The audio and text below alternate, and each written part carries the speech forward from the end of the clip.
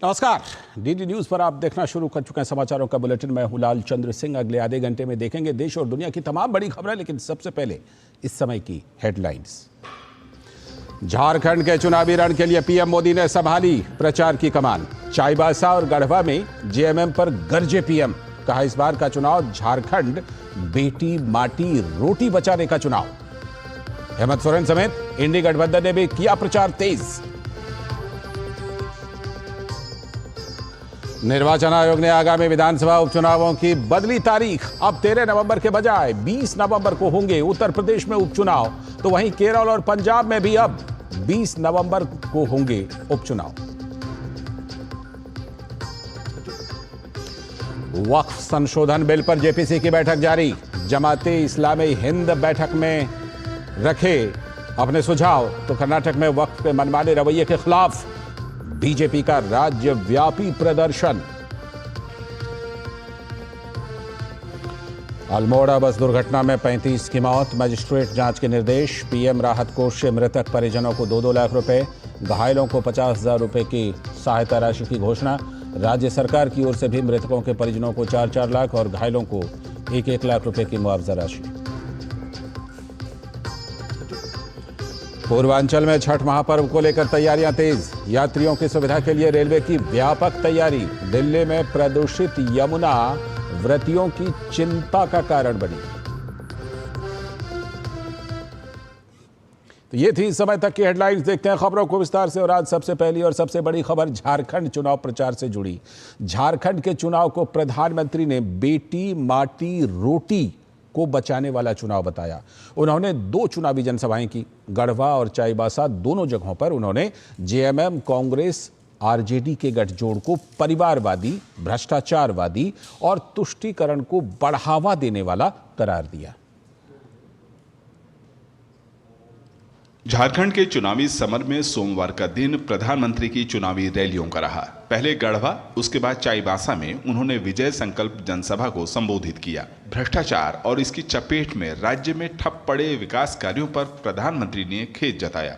उन्होंने कहा कि जब भ्रष्टाचार होता है तो सड़क, बिजली, पानी, पुल ऐसे सभी काम रुक जाते हैं, जिसका नुकसान लोगों को सीधे तौर पर होता है।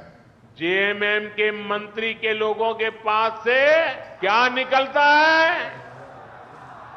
कांग्रेस के सांसद के घरों से नोटों के पहाड़। मैंने तो आंखों से कभी नोटों के इतने पहाड़ नहीं देखे जी। मैंने टीवी पर देखा कि लूट के नोटों के पहाड़ इतने बड़े होते हैं। अरे इंसान तो छोड़िए, मशीनें गिनते गिनते थक गई थी। कहीं रोड बननी थी, कहीं बस अड्डा बनना था, कहीं ये पुलिया बननी थी, कहीं स्कूल अस्पताल बनना था, कहीं बिजली की लाइन पहुंचनी थी। सब कुछ लूट लिया। तुष्टीकरण की आड़ में बांग्लादेशी घुसपैठियों की बढ़ती तादाद को लेकर भाजपा आक्रामक है। प्रधानमंत्री ने जेएमएम, कांग्रेस और राजद को सीधे तौर पर इसका जिम्मेदार ठहराया। घुसपैठिए आदिवासी बेटियों को निशाने पर ले रहे हैं। झूठ फरेब छल कपट से शादी करके आदिवासियों की जमीन हड़प रहे हैं। ये आपकी रोटी भी छीन रहे हैं, ये आपकी बेटी भी छीन रहे हैं और आपकी माटी को भी हड़प कर रहे हैं। इसलिए आपको रोटी, बेटी और माटी सबकी पुकार को याद रखना है। हमें झारखंड की अस्मिता को बचाना है, झारखंड की पहचान को बचाना है। भाजपा सरकार बनने पर घुसपैठ पर लगाम लगाने, युवाओं के लिए 3 लाख पदों को पारदर्शी भर्ती प्रक्रिया के तहत भरने, महिलाओं के लिए भत्ता जैसे वादों को प्रधानमंत्री ने लोगों के सामने दोहराया। उन्होंने कहा कि कांग्रेस और उसके साथी झूठे वादे करते हैं, जिसकी पोल हिमाचल में अच्छे तरह से खुली है। प्रधानमंत्री ने दावा किया कि भाजपा जो वादे करती है उसे पूरा करती है, इसलिए चुनावों में भाजपा को चुने। कुमार आलोक के साथ ब्यूरो रिपोर्ट, डीडी न्यूज। तो झारखंड में विधानसभा चुनाव के लिए प्रचार जोरों पर है। 13 से 20 नवंबर तक 2 चरणों में होने वाले चुनावों को भाजपा बनाम झामुमो के तौर पर देखा जा रहा है। भवनाथपुर विधानसभा सीट से भाजपा के प्रत्याशी भानु प्रताप शाही ने डीडी न्यूज से बात करते हुए हेमंत सोरेन सरकार पर भ्रष्टाचार के आरोप लगाए। झारखंड में विधानसभा चुनाव का बिगुल बज चुका है और इस वक्त हमसे बातचीत करने के लिए भाजपा के प्रत्याशी हैं, उनसे बातचीत करेंगे। देखिए, मुद्दा तो है कि ये जो झारखंड में 5 साल से हेमंत सोरेन जी की सरकार है और ये सरकार बनने के बाद पुष्टिकरण की प्रकाष्ठा को पार करने का काम किया हेमंत सोरेन जी ने, भ्रष्टाचार के प्रकाष्ठा को पार करने का काम किया हेमंत सोरेन जी ने, बालू को सोना बना दिया, मोटेशन मोटरसाइकिल से पैसा निकाल लिया, अबुआ आवास और ऑनलाइन से पैसा निकाल लिया। यानी पूरे 5 साल जनता के जेब से पाकिटमारी कोई सरकार किया झारखंड बनने के बाद, तो उस सरकार का नाम हेमंत सोरेन है। वो तमाम चीज़ों को लेकर के जनता आज काफ़ी आक्रोश में है और जनता अभी का अभी अगर ईवीएम लगा दिया जाए तो वो कमल के बटन को दबा करके झारखंड में भाजपा की सरकार को बना देगी। प्रधानमंत्री ने कहा है झारखंड में रोटी माटी बेटी को बचाना है। आज लगभग 40 लाख बांग्लादेशी घुसपैठियों के आने से जो डेमोग्राफी चेंज हुआ है झारखंड का, हमारे 5 जिला लगभग हमारे हाथ से निकल चुके हैं। गोड्डा, पाकुड़, साहेबगंज, जामताड़ा, दुमका। वो रोहिंग्या मुसलमान मुर्शिदाबाद के माध्यम से जो झारखंड में आ रहे हैं, बस रहे हैं, वो 3 चीज़ों पर हमला कर रहे हैं, हमारी माटी पे, हमारी बेटी पे और हमारी रोटी पे। तो ये जो चुनाव है ये माटी बेटी रोटी का चुनाव है और मोदी जी ने आज वही कहने का काम किया है। हकीकत यही है। किस तरह का जीत का दावा इस चुनाव में? भाजपा प्रचंड बहुमत से जीतेगी, एनडीए की सरकार बनेगी। ये हम लोग पूरी जिम्मेवारी और जवाबदेही के साथ कहेंगे आपको। तो आप साफ तौर पे सुन रहे थे बीजेपी प्रत्याशी को, जिनका साफ तौर पे कहना है कि झारखंड में जिस तरह से भ्रष्टाचार एक बड़ा मुद्दा है और जिस तरह से झारखंड में माटी बेटी रोटी को बचाना है, इन तमाम मुद्दों को लेकर बीजेपी ग्राउंड जीरो पर काम कर रही है। अपने सहयोगी विजयन तिवारी के साथ सोमेश पटेल, डीडी न्यूज, गढ़वा, झारखंड। और इन विधानसभा चुनाव के बीच झारखंड मुक्ति मोर्चा को संथाल इलाके में तगड़ा झटका लगा है। सीएम हेमंत सोरेन के प्रस्तावक और सिद्धू कान्हू के वंशज मंडल मुर्मू ने पाला बदलकर भाजपा का दामन थाम लिया है। उनके इस कदम से झामुमो के होश उड़ गए हैं और भाजपा दूसरी तरफ उत्साहित है। झारखंड का किला फतह करने के लिए संथाल का रण बेहद खास है। सत्ता का समीकरण जुटाने के लिए क्षेत्र की 18 सीटों पर सभी पार्टियों की नजर है। चुनावी विषाद पर भाजपा ने बड़ा झटका देते हुए झामुमो को बैकफुट पर ला दिया है। मुख्यमंत्री हेमंत सोरेन के नामांकन पत्र के प्रस्तावक मंडल मुर्मू अब तीर नहीं चलाएंगे बल्कि संथाल में कमल खिलाएंगे। संथाल हूल क्रांति की भूमि रही है और इसमें सिद्धू कान्हू जैसे महानायकों की अमर गाथा को आज भी लोग याद करते हैं। उन्हीं के वंशज को लेकर संथाल फिर सुर्खियों में है। चुनावी समर के बीच सिद्धू कान्हू के वंशज मंडल मुर्मू ने भाजपा का दामन थाम लिया है। दिलचस्प बात यह है कि श्री मुर्मू बरहेट विधानसभा चुनाव में सीएम हेमंत सोरेन के प्रस्तावक थे। उनके अचानक पाला बदलने से झामुमो सकते में है। परिवार से बिलोंग करते हैं। मैं भारतीय जनता पार्टी का मैं अपनी इच्छा से इस सदस्यता ग्रहण कर रहा हूँ और मैं जो संथाल परगना में जिस तरह का डेमोक्रेसी बढ़ी है उन चीज़ों को मंथन चिंतन करके हम लोग पहल करें। मंडल मुर्मू ने देवघर में भाजपा के विधानसभा चुनाव प्रभारी शिवराज सिंह चौहान, सह प्रभारी हेमंता विश्व शर्मा और सांसद निशिकांत दुबे की मौजूदगी में भाजपा का दामन थामा। इस दौरान श्री चौहान ने कहा कि झारखंड में माटी बेटी की रक्षा करने के लिए मंडल मुर्मू हमेशा संघर्ष करते रहे हैं और अब भाजपा में शामिल होकर वो इसे और आगे बढ़ाएंगे। झारखंड में माटी बेटी और रोटी बचाने की लड़ाई में भारतीय जनता पार्टी के साथ आए हैं। एक नई क्रांति की शुरुआत हुई है और इनके आने से भारतीय जनता पार्टी को और हमारे इस अभियान को काफी मदद मिलेगी। मंडल मुर्मू को अपने पाले में कर भाजपा खासी उत्साहित है। भाजपा के विधानसभा चुनाव सह प्रभारी हेमंता विश्व शर्मा और सांसद निशिकांत दुबे ने उनका पार्टी में स्वागत करते हुए कहा कि इससे संथाल में एनडीए को मजबूती मिलेगी। मैं मंडल मुर्मू जी को और हमारा बीजेपी का परिवार से उनका स्वागत करता हूं। मिल के काम करूंगा। संथाल परगना से डेमोग्राफी को कैसे पुनः रेस्टोर कर सकता हूं। इनके भोगनाटी में जहाँ की किसी जमाने में एक भी मुसलमान नहीं था, आज पूरा का पूरा गांव जो है वो मुस्लिम बाहुल्य हो गया है, जो बांग्लादेशी घुसपैठिए हैं। इसके लिए इन्होंने कहा कि मुझे जो भी कुर्बानी देनी पड़ेगी देंगे। विधानसभा चुनाव में दल बदल आम बात है, लेकिन किसी सीएम के प्रस्तावक का पाला बदलना बेहद खास है, जिसके कई राजनीतिक मायने हो सकते हैं। स्वतंत्रता संग्राम में संथाल के नायकों ने कभी अंग्रेजी सल्तनत की जड़ें हिला दी थी।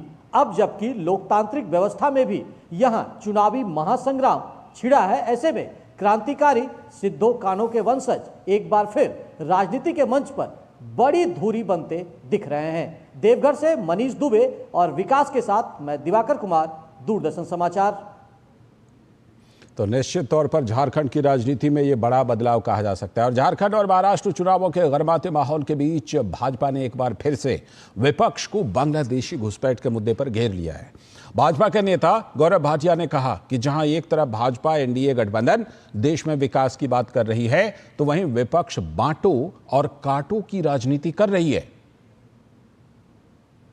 एनडीए और भारतीय जनता पार्टी अपने मूल मंत्र पर चलते हुए विकास की बात कर रही है।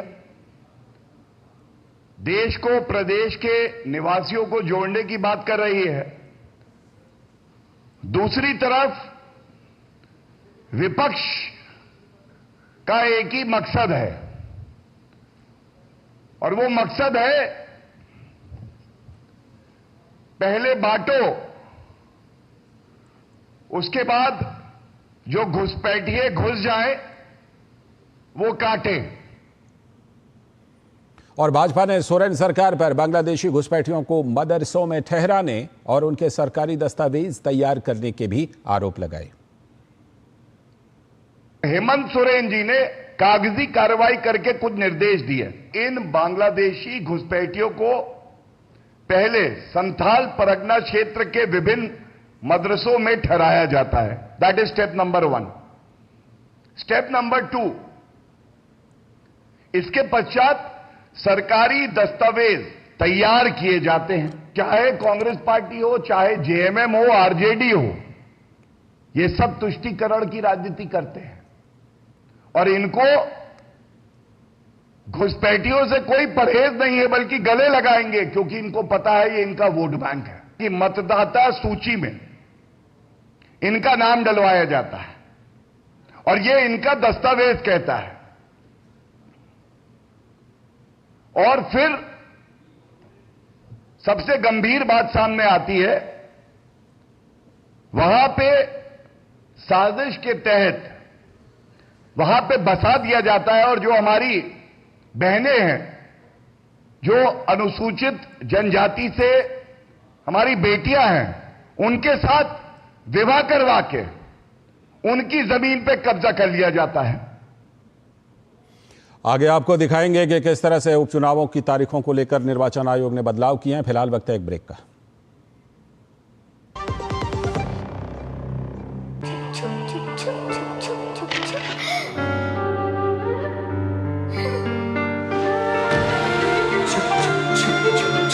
आ जाओ।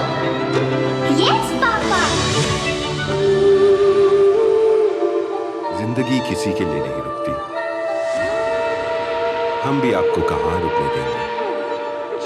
जिंदगी के हर मोड़ पर LIC है तो इंश्योर्ड है। LIC हर पल आपके साथ। जब धरती चीर कर निकलता है लोहे का पत्थर और मिलता है मोंगिया के जोश से, फिर तपता है, पिघलता है और बनता है फौलाद।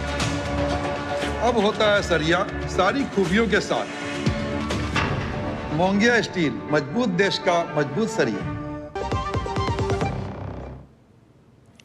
स्वागत है ब्रेक के बाद। आप देख रहे हैं समाचारों का बुलेटिन। भारतीय निर्वाचन आयोग ने आगामी विधानसभा उपचुनावों की तारीखों में एक बड़ा बदलाव किया है। जैसा कि हम जानते हैं कि केरल, पंजाब और उत्तर प्रदेश में 13 नवंबर को पहले विधानसभा के उपचुनाव होने वाले थे, लेकिन नई जारी सूची के अनुसार अब 13 नवंबर के बजाय इन प्रदेशों में 20 नवंबर को उपचुनाव होंगे। गौरतलब है कि मतदान की तिथि में बदलाव तब आया है जब नामांकन की प्रक्रिया काफी पहले पूर्ण हो चुकी है। तो वहीं नेताओं के प्रचार कार्यक्रम के बीच आयोग ने मतदान की तारीखों में ये बदलाव किया है। आगे की कुछ खबरें। जम्मू कश्मीर के श्रीनगर में प्रवासी राज्यों के लोगों पर हुए हमले पर भाजपा की राष्ट्रीय महासचिव तरुण चुघ ने चिंता जताई, इसे निंदनीय और कायरतापूर्ण कदम करार दिया। उन्होंने कहा कि सुरक्षा एजेंसियां आतंकवादी षड्यंत्र और मंसूबों को कुचलने का काम कर रही हैं। श्रीनगर में जो घटनाएं हुई हैं वो निंदनीय है और कायरतापूर्ण कदम है। हमारी सुरक्षा एजेंसियां हर आतंकवादी मंसूबे को, उनके षड्यंत्र को लगातार कुचल रही है। ये भी कुचला जाएगा। एक दिन पहले ही एक बड़े आतंकी कमांडर को हमारी सुरक्षा एजेंसियों ने कब्र में पहुंचाया है और अब जिनके हाथों में हथियार हैं, हमारे नागरिकों पर हमला कर रहे हैं, उनको भी जल्द ही कब्र में पहुंचाया जाएगा। आतंकी सरगनाओं की कायरतापूर्ण ये घटनाएं करना उनकी बौखलाहट बता रही है। आतंक का सफाया हो चुका है। जिसने भी ऐसा दुस्साहस किया उसे बख्शा नहीं जाएगा, कड़ी सजा दी जाएगी, आतंक के फन को कुचल दिया जाएगा।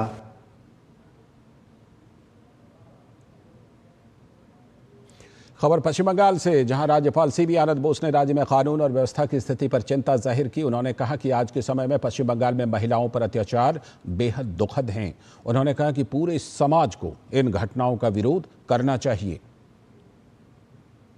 It's a sad fact of contemporary Bengal that atrocities are heaped upon women.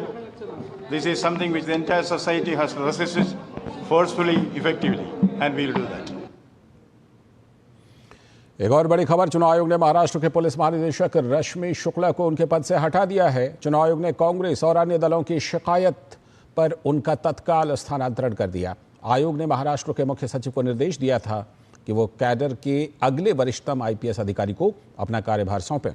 इसके बाद फिलहाल मौजूदा मुंबई पुलिस कमिश्नर विवेक फणसलकर को डीजीपी पद का अतिरिक्त पदभार सौंप दिया गया है।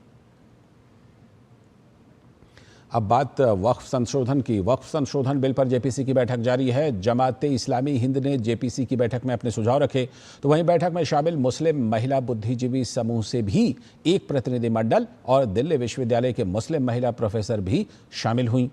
जेपीसी की बैठक कल भी आयोजित की जाएगी। राष्ट्रीय अधिवक्ता परिषद से प्रतिनिधि जेपीसी के समक्ष पेश होकर अपने सुझाव रखेंगे। वक्फ संशोधन बिल पर जेपीसी की रिपोर्ट अगले संसद सत्र के पहले हफ्ते तक पेश की जानी है। ये बैठक संसद भवन परिसर में हो रही है। एक हादसे की खबर, अल्मोड़ा के मारचूला के पास एक बस खाई में गिर गई है। हादसे में कुछ लोगों की मौत हो गई है, जबकि कई लोग घायल हुए हैं।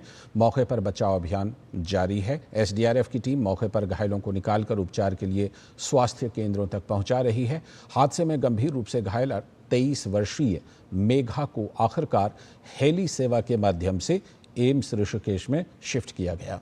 अल्मोड़ा बस हादसे पर कुमाऊं आयुक्त दीपक रावत ने बताया कि लगातार राहत और बचाव का काम चल रहा है।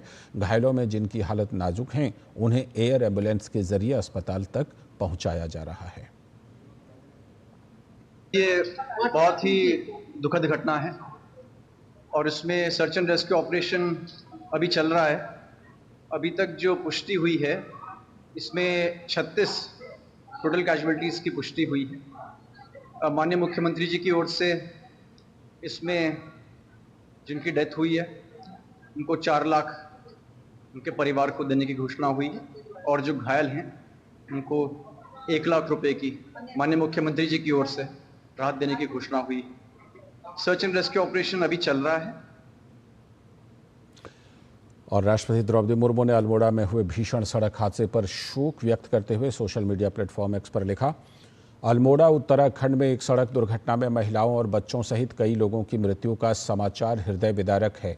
मैं शोक संतप्त परिवारों के प्रति गहन संवेदनाएं व्यक्त करती हूं तथा घायल हुए लोगों के शीघ्र स्वस्थ होने की कामना करती हूं। और उत्तराखंड के अल्मोड़ा में हुए सड़क हादसे पर प्रधानमंत्री नरेंद्र मोदी ने भी अपनी शोक संवेदनाएं व्यक्त की हैं। प्रधानमंत्री कार्यालय की तरफ से जारी बयान में बताया गया है कि उत्तराखंड के अल्मोड़ा में हुए सड़क हादसे में जिन्होंने अपनों को खोया है उनके प्रति मेरी शोक संवेदनाएं। इसके साथ ही मैं सभी घायलों की शीघ्र कुशलता की कामना करता हूं। राज्य सरकार की देखरेख में स्थानीय प्रशासन राहत और बचाव के हर संभव प्रयास में जुटा है। प्रधानमंत्री राष्ट्रीय राहत कोष की तरफ से मृतकों के परिजनों के लिए 2-2 लाख रुपए और घायलों को 50-50 हजार रुपए के राहत की घोषणा की है। और उत्तराखंड के अल्मोड़ा में हुए बस हादसे पर मुख्यमंत्री पुष्कर सिंह धामी ने भी शोक व्यक्त किया है। मुख्यमंत्री धामी ने जिम्मेदार अधिकारियों को घायलों के बेहतर उपचार की व्यवस्था सुनिश्चित करने के निर्देश दिए हैं। घटनास्थल पर पहुंचकर उन्होंने घायलों का हालचाल भी जाना।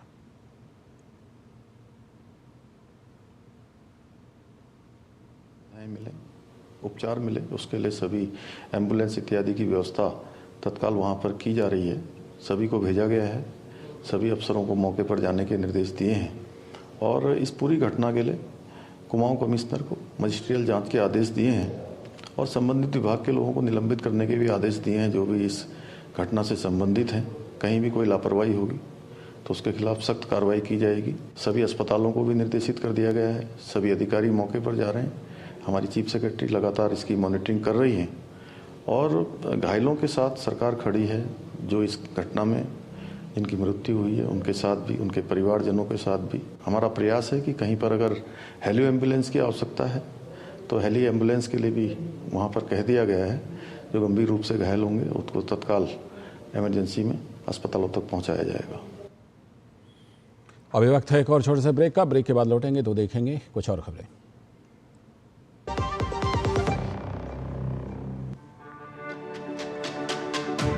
मेरी पसंद, मेरी पसंद, मेरी पसंद, मेरी पसंद, हमारी पसंद, हम सबकी पसंद। मजबूत देश का मजबूत सरिया मोंगिया स्टील। स्वागत है ब्रेक के बाद। आगे की खबरों में केंद्र सरकार द्वारा कारीगरों और शिल्पकारों के उत्थान के लिए लाई गई पीएम विश्वकर्मा योजना ने काफी प्रगति की है और अब तक 2.58 करोड़ आवेदन जमा किए गए हैं। राष्ट्रीय कौशल विकास निगम यानी NSDC द्वारा इकट्ठा किए गए आंकड़ों के मुताबिक इनमें से 24 लाख आवेदकों को 3 चरण की वेरिफिकेशन प्रक्रिया के बाद योजना के तहत लाभ प्राप्त करने के लिए सफलतापूर्वक रजिस्टर भी कर लिया गया है।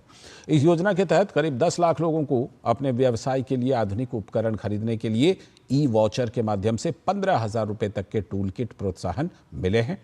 इस साल 29 जुलाई तक 56,526 आवेदनों को 551.80 करोड़ रुपए के कुल ऋण स्वीकृत किए गए हैं।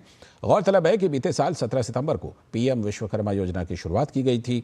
इस योजना का उद्देश्य 18 व्यवसायों के कारीगरों और शिल्पकारों को उनके हाथों और औजारों से काम करने में सहायता प्रदान करना है।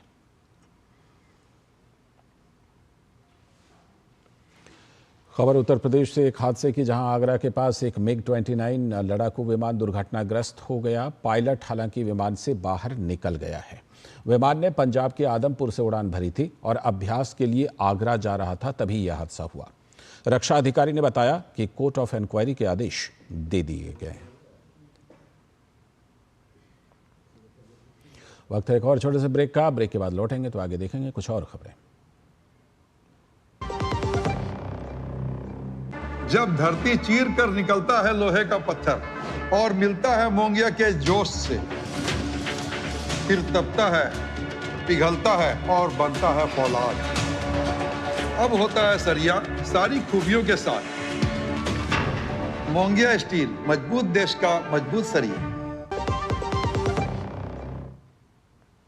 स्वागत है ब्रेक के बाद। आगे की खबरों में उत्तर प्रदेश के मुख्यमंत्री योगी आदित्यनाथ की अध्यक्षता में सोमवार को कैबिनेट बैठक में 27 महत्वपूर्ण प्रस्तावों को मंजूरी मिल गई।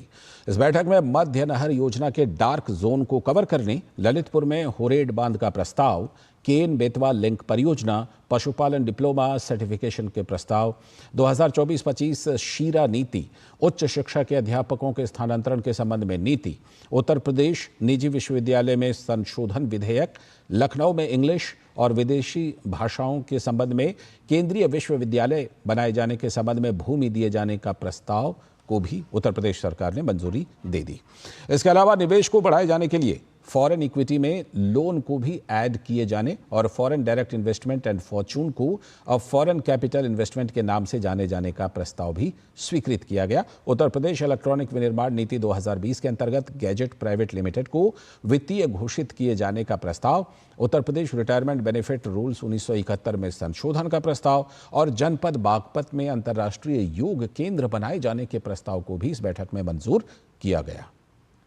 और उत्तर प्रदेश के वित्त मंत्री सुरेश कुमार खन्ना ने बताया कि जनपद बागपत में अंतर्राष्ट्रीय योग केंद्र बनाए जाने के प्रस्ताव को कैबिनेट की बैठक में मंजूरी दे दी गई है। जनपद बागपत में अंतर्राष्ट्रीय योग एवं आरोग्य केंद्र की स्थापना हेतु ग्राम हरिया खेड़ा परगना बागपत तहसील व जिला बागपत की ग्राम सभा की 1.069 हेक्टेयर भूमि पर्यटन विभाग को निःशुल्क हस्तांतरित किए जाने के संबंध में आज मंत्री परिषद ने अनुमोदन प्रदान किया है। विदेशी पर्यटकों को आकर्षित करने के उद्देश्य से प्रदेश के जनपद बागपत में पूरा महादेव में अंतर्राष्ट्रीय योग एवं आरोग्य केंद्र की स्थापना सार्वजनिक निजी सहभागिता के अंतर्गत निवेशकों के माध्यम से कराया जाना है। और अब बात गंगा उत्सव की। पहली बार उत्तराखंड के हरिद्वार में होने जा रहे राष्ट्रीय स्वच्छ गंगा मिशन की ओर से गंगा उत्सव को लेकर तैयारियां पूरी हो चुकी हैं। इसका आयोजन पहली बार चंडी घाट के नमामि गंगे घाट पर होगा। पिछले 7 साल से गंगा उत्सव दिल्ली में आयोजित किया जा रहा था, जिसका उद्देश्य गंगा नदी के संरक्षण को बढ़ावा देना, इसके सांस्कृतिक और आध्यात्मिक महत्व को उजागर करना और स्वच्छता के प्रति जन जागरूकता बढ़ाना है। एक और बड़ी खबर, भारत ने कनाडा में हिंदू मंदिरों पर हुए हमले की निंदा की है। विदेश मंत्रालय के प्रवक्ता रणधीर जायसवाल कल ओंटारियो के ब्रैम्पटन में हिंदू सभा मंदिर में चरमपंथियों और अलगाववादियों द्वारा की गई हिंसा की निंदा कर रहे थे। उन्होंने कनाडा सरकार से यह सुनिश्चित करने का आह्वान किया कि सभी पूजा स्थलों को ऐसे हमलों से बचाया जाए। उन्होंने उम्मीद व्यक्त की कि हिंसा में शामिल लोगों पर कार्रवाई की जाएगी। उन्होंने कहा कि सरकार कनाडा में भारतीय नागरिकों की सुरक्षा को लेकर बेहद चिंतित है।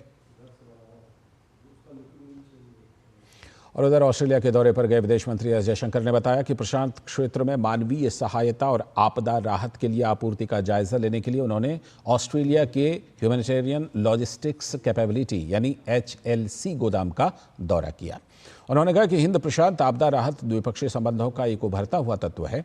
उन्होंने इस साल जून में पापुआ न्यू गिनी को राहत सामग्री की आपूर्ति के लिए ऑस्ट्रेलिया के समर्थन की सराहना की। उन्होंने कहा कि मानवीय सहायता और आपदा राहत क्वाड के प्रयासों का एक महत्वपूर्ण तत्व रहा है। इस बुलेटिन में इतना ही, लेकिन डीडी न्यूज पर खबरों और कार्यक्रमों का सिलसिला लगातार जारी है। नमस्कार।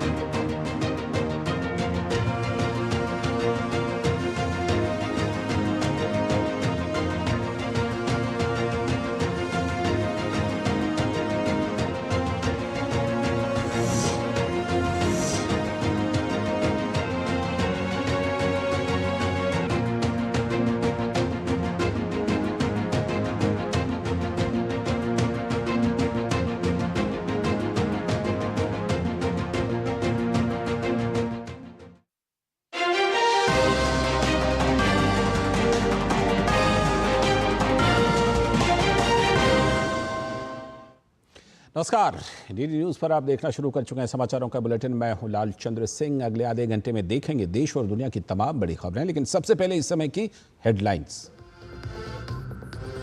झारखंड के चुनावी रण के लिए पीएम मोदी ने संभाली प्रचार की कमान। चाईबासा और गढ़वा में जेएमएम पर गरजे पीएम। कहा, इस बार का चुनाव झारखंड बेटी माटी रोटी बचाने का चुनाव।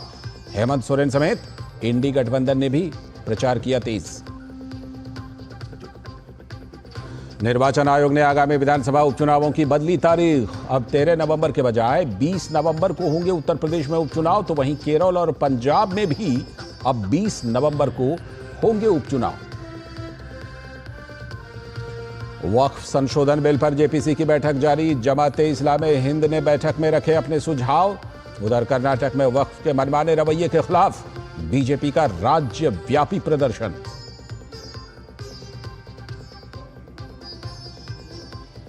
अल्मोड़ा बस दुर्घटना में 35 की मौत। मजिस्ट्रेट जांच के निर्देश। पीएम राहत कोष से मृतकों के परिजनों को 2-2 लाख रुपए, घायलों को 50-50 हजार रुपए की सहायता राशि की घोषणा। उधर राज्य सरकार की ओर से भी मृतकों के परिजनों को 4-4 लाख रुपए और घायलों को 1-1 लाख रुपए की मुआवजा राशि। और पूर्वांचल में छठ महापर्व को लेकर तैयारियां तेज। यात्रियों की सुविधा के लिए रेलवे की व्यापक तैयारी। दिल्ली में प्रदूषित यमुना व्रतियों की चिंता का बनी कारण।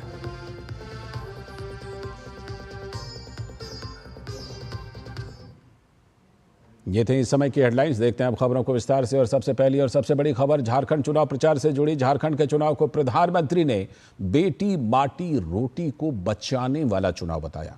उन्होंने 2 चुनावी जनसभाएं की। गढ़वा और चाईबासा दोनों जगहों पर उन्होंने जेएमएम, कांग्रेस, राजद के गठजोड़ को परिवारवादी, भ्रष्टाचारवादी और तुष्टीकरण को बढ़ावा देने वाला करार दिया।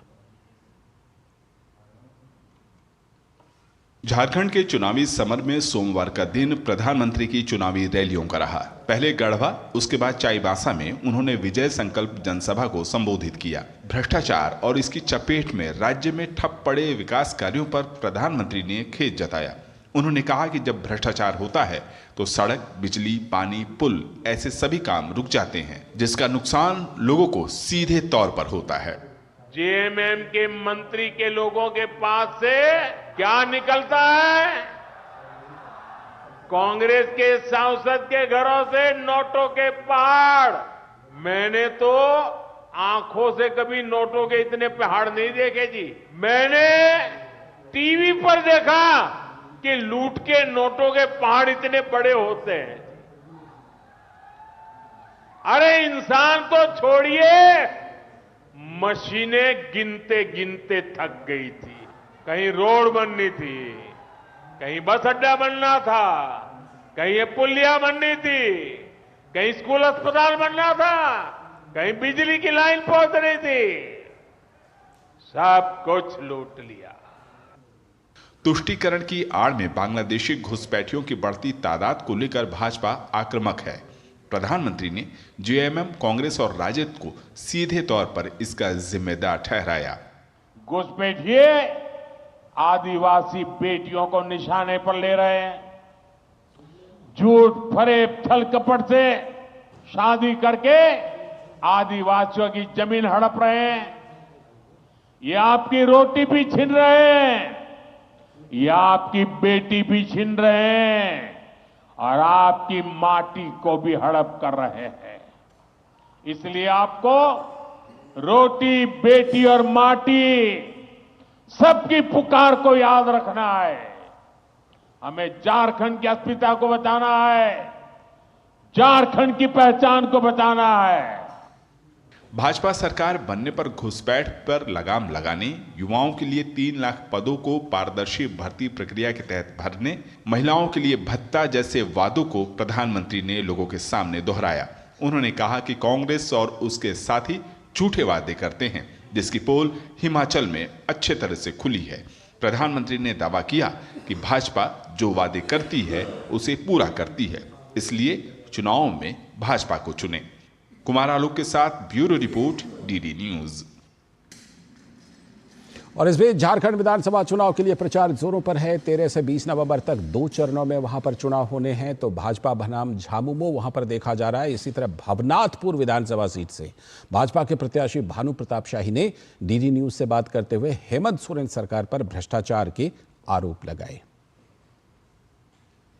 झारखंड में विधानसभा चुनाव का बिगुल बज चुका है और इस वक्त हमसे बातचीत करने के लिए भाजपा के प्रत्याशी हैं, उनसे बातचीत करेंगे। देखिए, मुद्दा तो है कि ये जो झारखंड में 5 साल से हेमंत सोरेन जी की सरकार है और ये सरकार बनने के बाद तुष्टीकरण की प्रकाष्ठा को पार करने का काम किया हेमंत सोरेन जी ने। भ्रष्टाचार के प्रकाष्ठा को पार करने का काम किया हेमंत सोरेन जी ने। बालू को सोना बना दिया, मोटेशन मोटरसाइकिल से पैसा निकाल लिया, अबुआ आवास और ऑनलाइन से पैसा निकाल लिया। यानी पूरे 5 साल जनता के जेब से पाकिटमारी कोई सरकार किया झारखंड बनने के बाद, तो सरकार का नाम हेमंत सोरेन है। वो तमाम चीज़ों को लेकर के जनता आज काफ़ी आक्रोश में है और जनता अभी का अभी अगर ईवीएम लगा दिया जाए तो वो कमल के बटन को दबा करके झारखंड में भाजपा की सरकार को बना देगी। प्रधानमंत्री ने कहा है झारखंड में रोटी माटी बेटी को बचाना है। आज लगभग 40 लाख बांग्लादेशी घुसपैठियों के आने से जो डेमोग्राफी चेंज हुआ है झारखंड का, हमारे 5 जिला लगभग हमारे हाथ से निकल चुके हैं। गोड्डा, पाकुड़, साहेबगंज, जामताड़ा, दुमका। वो रोहिंग्या मुसलमान मुर्शिदाबाद के माध्यम से जो झारखंड में आ रहे हैं, बस रहे हैं, वो 3 चीज़ों पर हमला कर रहे हैं: हमारी माटी पे, हमारी बेटी पे और हमारी रोटी पे। तो ये जो चुनाव है, ये माटी बेटी रोटी का चुनाव है और मोदी जी ने आज वही कहने का काम किया है। हकीकत यही है। किस तरह का जीत का दावा इस चुनाव में? भाजपा प्रचंड बहुमत से जीतेगी, एनडीए की सरकार बनेगी। ये हम लोग पूरी जिम्मेवारी और जवाबदेही के साथ कहेंगे।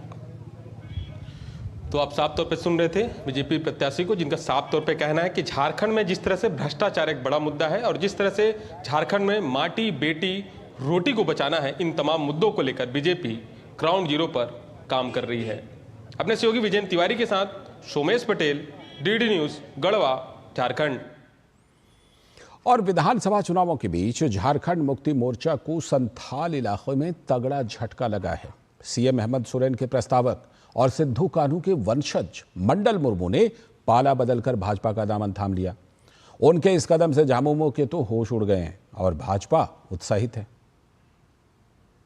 झारखंड का किला फतह करने के लिए संथाल का रण बेहद खास है। सत्ता का समीकरण जुटाने के लिए क्षेत्र की 18 सीटों पर सभी पार्टियों की नजर है। चुनावी विषाद पर भाजपा ने बड़ा झटका देते हुए झामुमो को बैकफुट पर ला दिया है। मुख्यमंत्री हेमंत सोरेन के नामांकन पत्र के प्रस्तावक मंडल मुर्मू अब तीर नहीं चलाएंगे बल्कि संथाल में कमल खिलाएंगे। संथाल हूल क्रांति की भूमि रही है और इसमें सिद्धू कान्हू जैसे महानायकों की अमर गाथा को आज भी लोग याद करते हैं। उन्हीं के वंशज को लेकर संथाल फिर सुर्खियों में है।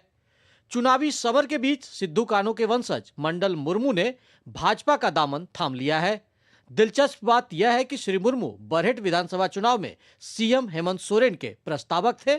उनके अचानक पाला बदलने से झामुमो सकते में है। परिवार से बिलोंग करते हैं।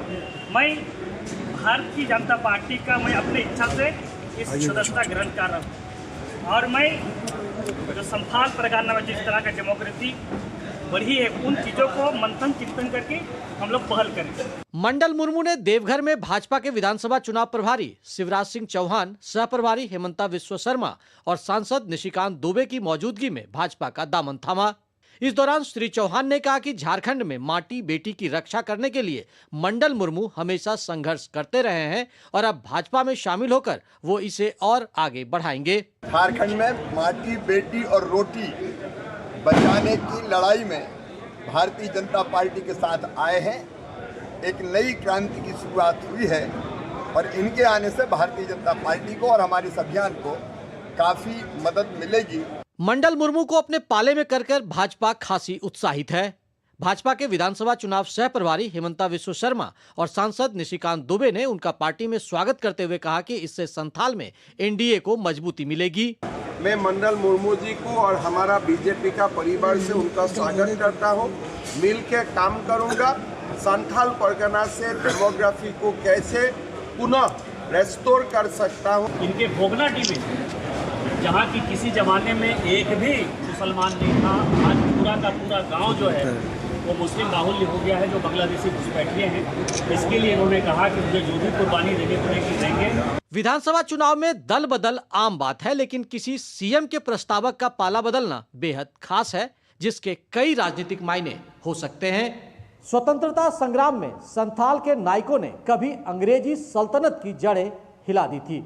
अब जबकि लोकतांत्रिक व्यवस्था में भी यहाँ चुनावी महासंग्राम छिड़ा है, ऐसे में क्रांतिकारी सिद्धो कान्हो के वंशज एक बार फिर राजनीति के मंच पर बड़ी धुरी बनते दिख रहे हैं। देवघर से मनीष दुबे और विकास के साथ मैं दिवाकर कुमार, दूरदर्शन समाचार। और झारखंड और महाराष्ट्र चुनावों के गरमाते माहौल के बीच भाजपा ने एक बार फिर से विपक्ष को बांग्लादेशी घुसपैठ के मुद्दे पर घेर लिया है। भाजपा के नेता और प्रवक्ता गौरव भाटिया ने कहा कि जहां एक तरफ भाजपा और एनडीए गठबंधन देश में विकास की बात कर रहा है, तो वहीं विपक्ष बांटो और काटो की राजनीति कर रहा है। एनडीए और भारतीय जनता पार्टी अपने मूल मंत्र पर चलते हुए विकास की बात कर रही है। देश को, प्रदेश के निवासियों को जोड़ने की बात कर रही है। दूसरी तरफ विपक्ष का एक ही मकसद है, और वो मकसद है पहले बांटो, उसके बाद जो घुसपैठिए घुस जाए वो काटे। और एक बड़ी खबर, भारतीय निर्वाचन आयोग ने आगामी विधानसभा उपचुनावों की तारीखों में बड़ा बदलाव किया है। जैसा कि हम जानते हैं कि केरल, पंजाब और उत्तर प्रदेश में पहले 13 नवंबर को विधानसभा उपचुनाव होने वाले थे, लेकिन अब नई जारी सूची के मुताबिक 13 नवंबर के बजाय इन प्रदेशों में अब 20 नवंबर को उपचुनाव होंगे। गौरतलब है कि मतदान की तिथि में बदलाव तब आया है जब नामांकन की प्रक्रिया काफी पहले पूर्ण हो चुकी है। तो वहीं नेताओं के प्रचार कार्यक्रम के बीच आयोग ने मतदान की तारीख में ये बदलाव किया है।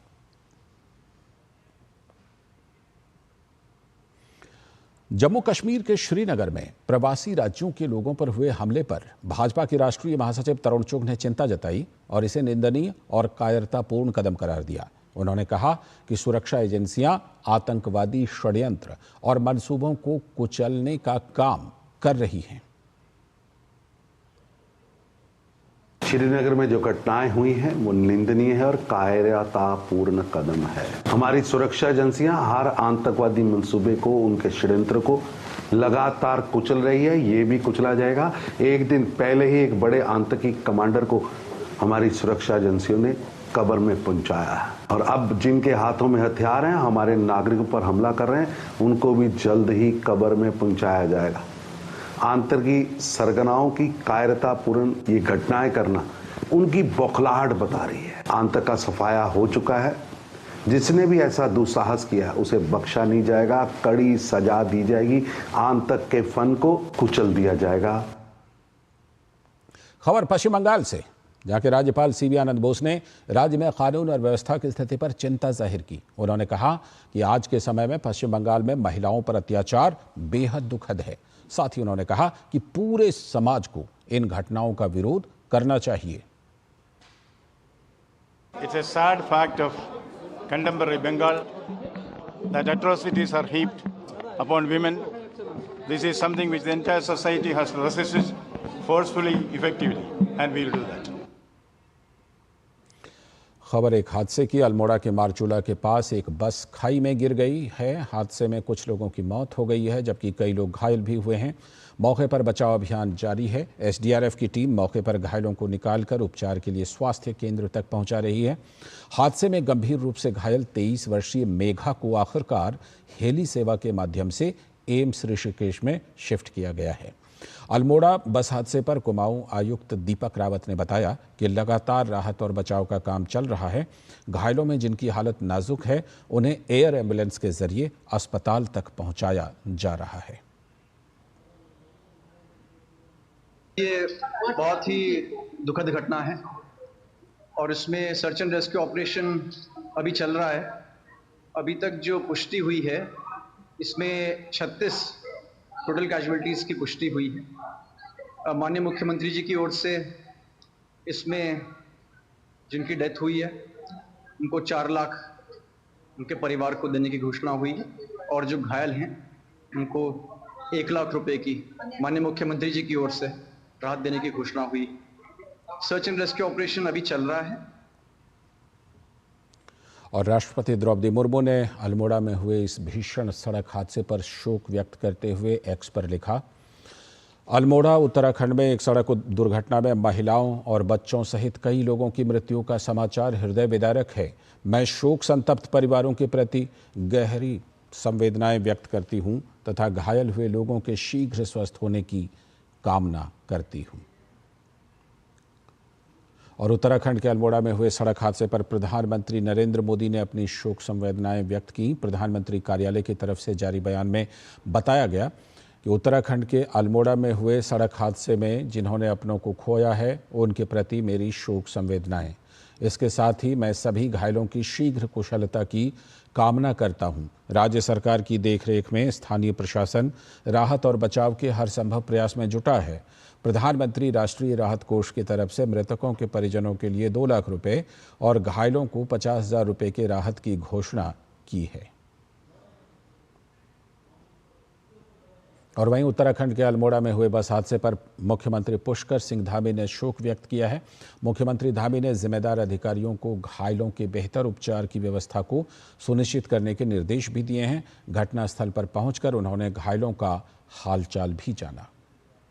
सभी घायलों को तत्काल स्वास्थ्य सुविधाएं मिलें, उपचार मिले, उसके लिए सभी एम्बुलेंस इत्यादि की व्यवस्था तत्काल वहां पर की जा रही है। सभी को भेजा गया है, सभी अफसरों को मौके पर जाने के निर्देश दिए हैं और इस पूरी घटना के लिए कुमाऊं कमिश्नर को मजिस्ट्रियल जांच के आदेश दिए हैं और संबंधित विभाग के लोगों को निलंबित करने के भी आदेश दिए हैं जो भी इस घटना से संबंधित हैं। कहीं भी कोई लापरवाही होगी तो उसके खिलाफ सख्त कार्रवाई की जाएगी। सभी अस्पतालों को भी निर्देशित कर दिया गया है। सभी अधिकारी मौके पर जा रहे हैं। हमारी चीफ सेक्रेटरी लगातार इसकी मॉनिटरिंग कर रही है और घायलों के साथ सरकार खड़ी है। जो इस घटना में जिनकी मृत्यु हुई है उनके साथ भी, उनके परिवारजनों के साथ भी हमारा प्रयास है कि कहीं पर अगर हेली एम्बुलेंस की आवश्यकता है तो हेली एम्बुलेंस के लिए भी वहाँ पर कह दिया गया है।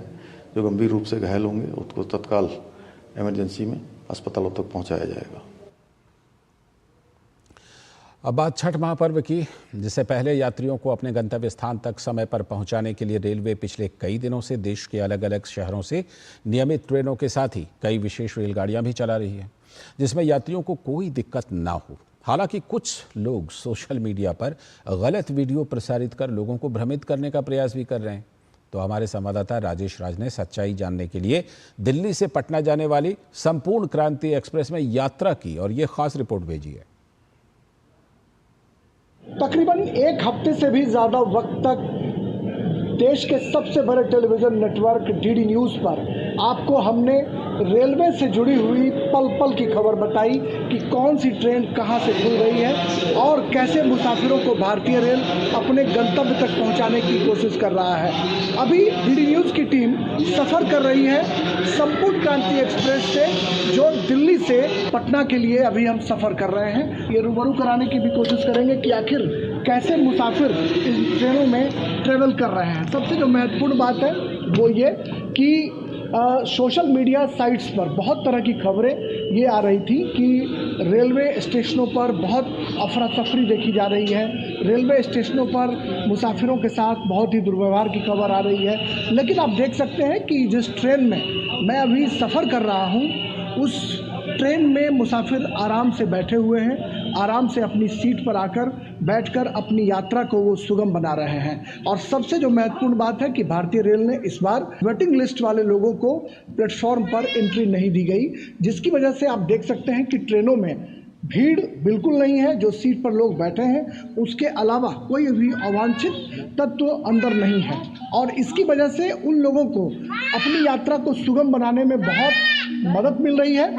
जिन लोगों को कभी अपनी बर्थ के बजाय उनकी बर्थ पर दूसरे लोग आकर बैठ जाया करते थे, वैसे लोगों के लिए ये यात्रा बहुत ही सुगम और आसान हो गई है। और इसके लिए भारतीय रेल ने कई तरह के जो हैं वो कदम उठाए हैं। संपूर्ण क्रांति एक्सप्रेस में आप देख सकते हैं कि आराम से मुसाफिर अपनी बर्थ पर यात्रा कर रहे हैं। अभी तक के लिए बस इतना ही। अगले स्टेशन कानपुर से फिर हम आपको बताएंगे कि कानपुर की क्या स्थिति है। मैं अपने सहयोगी के साथ राजेश राज, डीडी न्यूज़, दिल्ली। तो आपने सोशल मीडिया पर तो बहुत सारी तस्वीरें और वीडियो देखी होंगी, लेकिन ये हमारे संवाददाता ने बिल्कुल सही हाल आपको ट्रेन के अंदर से दिखाई। और अब बात करेंगे दिल्ली के प्रदूषण की। दिल्ली में वायु प्रदूषण की वजह से पहले से ही संकट छाया हुआ है। अब छठ से पहले यमुना नदी का प्रदूषण स्तर भी खतरनाक स्तर पर पहुंच गया है और ये प्रदूषण लगातार बढ़ता ही जा रहा है।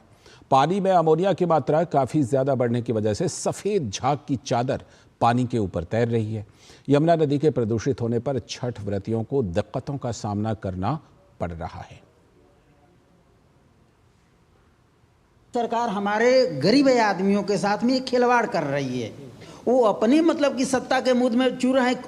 वादा तो बहुत कुछ करते हैं, लेकिन हम आज 5 सालों से आ रहे हैं यहाँ पे। बगल में ही हम मतलब कि गोविंदपुरी में रहते हैं, वहाँ से हमारे पूरे फैमिली आती है यहाँ पर नहाने के लिए। लेकिन आप देख सकते हैं कि कितना गंदा पानी है। जब वोट लेने का रहता तब तो वादा बहुत करते हैं, उसका बाद हो जाता, फिर अपने अपने घर में बैठ जाते हैं। और क्या करेंगे हम सब।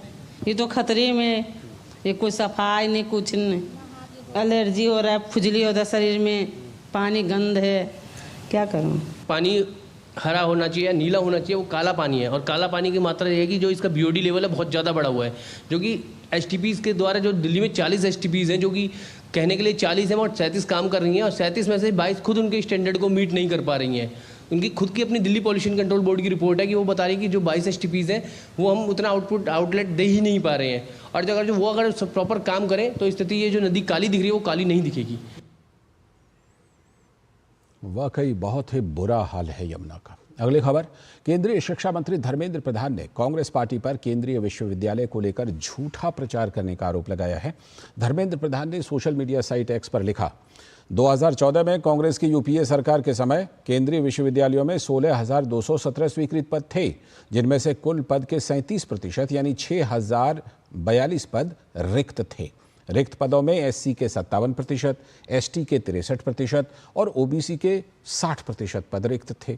धर्मेंद्र प्रधान ने साथ ही कहा कि मोदी सरकार इन सभी रिक्त पदों को भरने का काम तेजी से कर रही है। 2014 की तुलना में 2024 में स्वीकृत पदों की संख्या 18,940 से वृद्धि होने के बाद भी कुल रिक्त पदों की संख्या 37% से घटकर 26.8% हो गई है।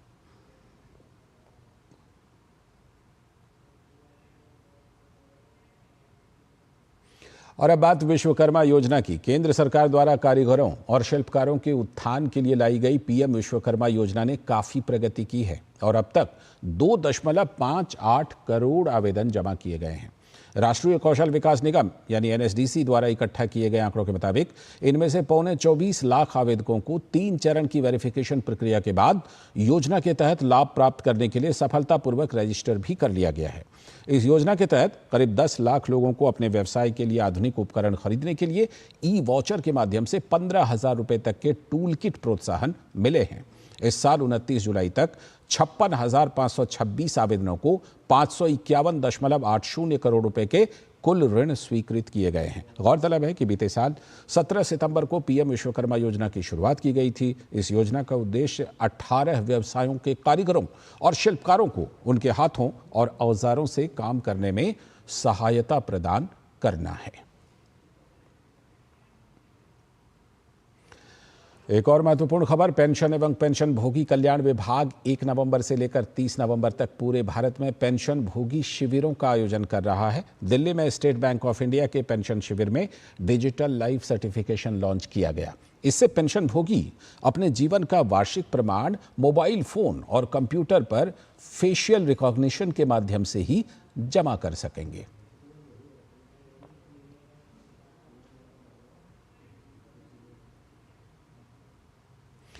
और अब बात प्रधानमंत्री की लोकप्रियता की। भारत के प्रधानमंत्री नरेंद्र मोदी की वैश्विक लोकप्रियता किसी से छिपी नहीं है और इसी बीच एक और विदेशी नेता ने पीएम मोदी के विकास कार्यों की सराहना की है। फिजी के लोक निर्माण, मौसम और परिवहन मंत्री आर.ओ. फिलिप तुज्साव ने प्रधानमंत्री नरेंद्र मोदी और भारत सरकार की ग्रामीण क्षेत्रों में चलाई जा रही योजनाओं की जमकर तारीफ की है। फिलिप तुज्साव ने पीएम मोदी को जमीनी स्तर पर विकास लाने वाला चैंपियन बताया है। उन्होंने कहा कि मैं पीएम मोदी के काम करने के तरीके से बहुत प्रभावित हूं। उन्होंने ग्रामीण क्षेत्रों और समाज के कमजोर वर्गों की बेहतरी के लिए कई परियोजनाएं चलाई हैं। आर.ओ. फिलिप तुज्साव ने कहा कि मैंने उनकी किताब पढ़ी है और उनके कुछ प्रोजेक्ट से मैं बहुत खुश हूं। फिलिप तुज्साव ने कहा कि हम भारत सरकार के साथ काम करके खासतौर से उनके ग्रामीण इलाकों के विकास की परियोजनाओं से सीखना चाहेंगे, जो हमारे लिए सीखने का एक मॉडल है। फिलिप तुज्साव इंटरनेशनल सोलर अलायंस सत्र में भाग लेने के लिए भारत के दौरे पर हैं। अंतर्राष्ट्रीय सौर गठबंधन का 7वां सत्र भारत की अध्यक्षता और फ्रांस की सह अध्यक्षता में आयोजित हो रहा है। और इसके साथ इस बुलेटिन में फिलहाल इतना ही, लेकिन डीडी न्यूज पर खबरों और कार्यक्रमों का सिलसिला लगातार जारी। नमस्कार।